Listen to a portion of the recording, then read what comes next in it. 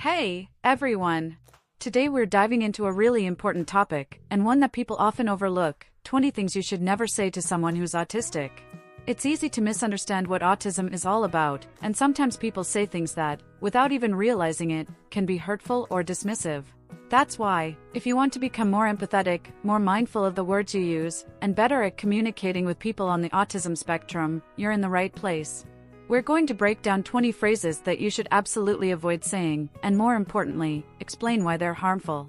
So, stick with me until the end, because we're going to get deep into this conversation, talking about empathy, respect, and understanding. You might even realize that you've said one of these things before, but the great news is that now you'll know better and can do better. Let's jump in. 1. But you don't look autistic.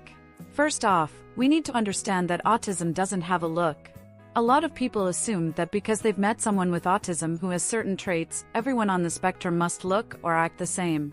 But autism is a very diverse condition. This phrase, though it's often said with good intentions, actually downplays the person's experiences. When you say this, you're essentially telling them that they don't fit into your stereotype of what autism should look like, and that's not okay.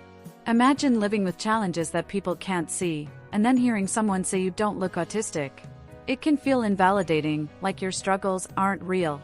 So instead of making a comment about appearance, why not ask the person how they experience the world, what they enjoy, or how you can better support them? That'll make a much bigger impact. 2. Everyone's a little autistic.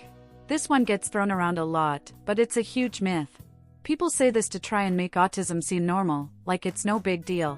But the truth is, no, not everyone is a little autistic.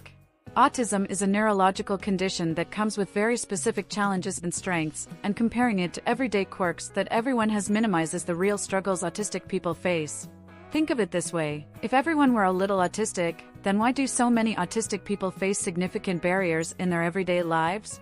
It's not just a personality trait or a mild preference, it's an entire way of processing the world.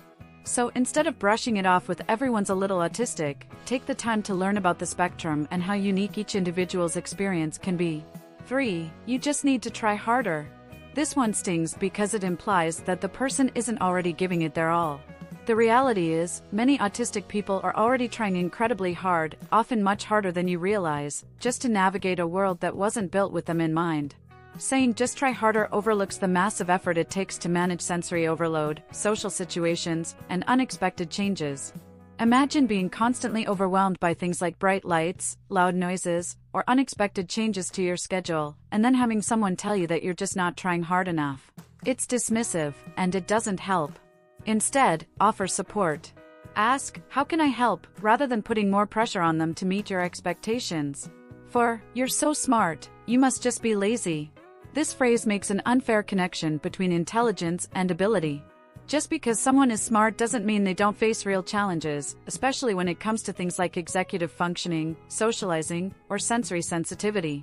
This statement not only diminishes the difficulties they're dealing with, but it also implies that their struggles are due to laziness rather than legitimate issues that they face every day. Think about it: if a person is having trouble with a task, it doesn't mean they're lazy. They might be battling a completely different set of challenges that you can't see. Instead of jumping to conclusions, ask what might be making things difficult for them and see how you can assist. 5. Have you tried being more social? For many autistic people, social interactions can feel like trying to speak a foreign language. It's not that they don't want to connect with others, it's that the unspoken rules of socializing are confusing, exhausting, or overwhelming. When you say, "Have you tried being more social?" it can feel like you're asking them to just fix something that is, for them, incredibly difficult. Imagine being in a constant state of social anxiety, where you're unsure if you're saying the right thing or reading the room correctly. For some autistic people, social situations are more like an exhausting puzzle than an enjoyable activity. Instead of suggesting they need to be more social, maybe try meeting them where they're at, make them feel comfortable, and they'll socialize in ways that feel good for them. 6. It's all in your head. This phrase completely invalidates the experiences of someone on the spectrum. Whether it's sensory overload, social exhaustion, or a need for routine, telling someone it's all in your head is like saying their challenges aren't real. But the truth is, everything they feel is real, and it's happening in their brain. Saying otherwise is dismissive and doesn't help anyone. 7. You just need to relax. Oh, if it were only that easy. For someone who is autistic, situations that might seem perfectly fine to a neurotypical person, like a crowded room or loud music, can be completely overwhelming. Telling them to just relax doesn't take into account how deeply stressful these environments can be. If someone's dealing with sensory overload or social anxiety, relaxation isn't a switch they can just flip. Instead, offer to help them find a calmer space or make the environment less overwhelming. It's a much better way to show support than telling them to do something that might be nearly impossible in the moment. 8. You don't seem autistic. This is very similar to "but you don't look autistic," but it's worth mentioning again because it invalidates the person's lived experience. Just because someone has learned how to cope or mask their autism doesn't mean they aren't autistic. People on the spectrum often spend a lot of energy trying to fit into neurotypical expectations, and hearing this phrase can feel like a slap in the face. 9. You can grow out of it, right? Nope. Autism is not something you grow out of or cure. It's a lifelong condition that's part of who a person is. This phrase suggests that being autistic is something that needs to be fixed or left behind, and that's not true. People with autism might learn coping strategies or ways to manage certain challenges, but they don't stop being autistic. Instead of focusing on curing autism, it's much better to focus on creating environments where autistic people can thrive. 10. You must not have empathy. One of the biggest myths about autism is that autistic people don't have empathy.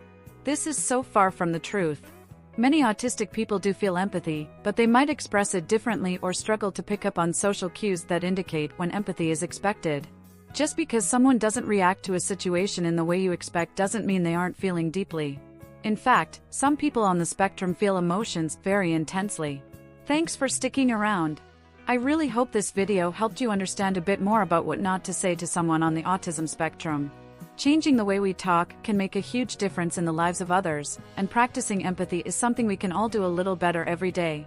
If you enjoyed this video and think it could help someone else, feel free to share it with your friends or family. And, of course, don't forget to subscribe to the channel if you want to stay up to date with more content like this. I really appreciate you spending time with me today, it means a lot.